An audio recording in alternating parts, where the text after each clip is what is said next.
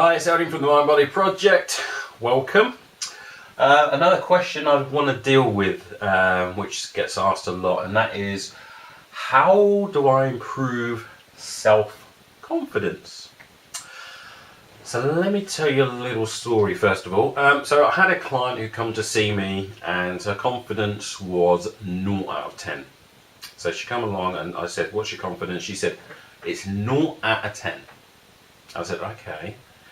Even though I knew really that's, she's overgeneralized it, and she's not going to be, if I said to you, walk from there to there, how confident are you to do that? She would go, "No, maybe a 10 then. I tend to do that." So it's always overgeneralized. But anyway, so so 0 out of 10, and I said, "All right, cool. So what would be good enough for you to get to? So you know what now, so when we work together, what would you like to be? What number? Give me a number." And she went, 8. I was like, 8? I was going, "Why not a 9? Why not a 10? Well, definitely why not a 10? And she said, "Well, because I don't want to be arrogant, do I?" Now, that's that thing, arrogant. So I said to her, "Okay, all right." So I go, "Arrogant?" And she goes, "Yeah, my husband's really arrogant and I don't want to be like that." So I said to her, "Okay." I said, "Here's a pen, here's a bit of paper. Prove to me that arrogance exists. Go." And she went, "But it does exist." And I said, "Well, yeah, that means you should be able to prove it to me." And she went, "But it does exist." And I said, "Then, yeah, just show me that. Show me then. Point to someone. Do something. Show me that it exists in the real world." And she, after about 2 minutes, she started thinking about it, and then she went, "I get what you mean now." And she goes, "It's in my head, isn't it?" And I said, "Well, if you're gonna accept silliness in your mind, then it's going to affect you, because perception is projection.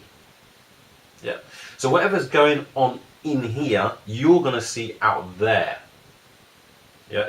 Remember they say inner game. It's all the inner game. So when someone comes up to you and says a word that only means negative out there, if you accept that into your belief system, then now to see arrogance out there, you have to do it yourself. Yeah. If I see happiness out there, I feel happy. If I see sadness out there, I feel sad. Yeah. If I see excitement out there, I feel excited.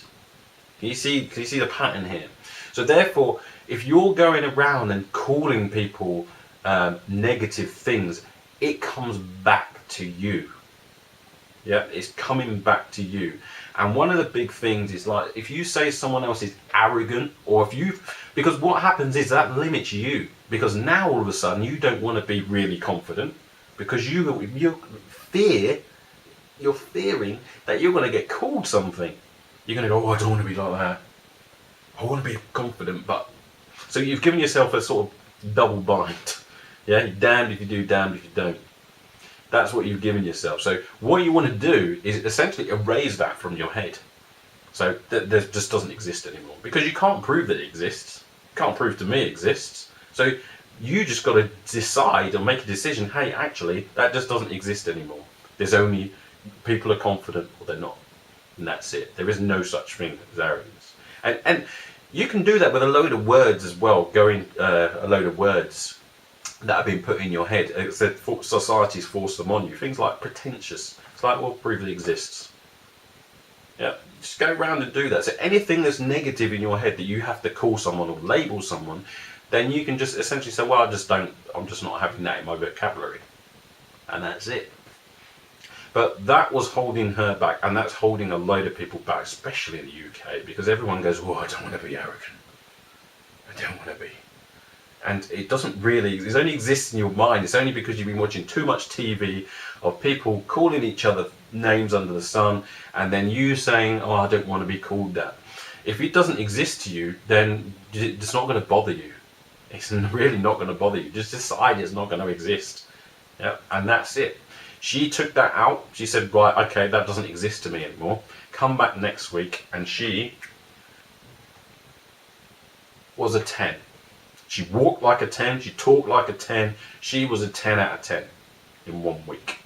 Yep, she sorted it all out just from taking that one thing out. Yeah, so just be careful of what you accept in your world or your model of the world, because if you accept negativity into it, if you accept labels into it that call someone something else, then that comes back to you. Yeah. Perception is projection. Your inner world is your outer world. So you decide, make a decision now on what you want to have in there. If you find something inside you that's no good to anybody else, then take it out. It's up to you.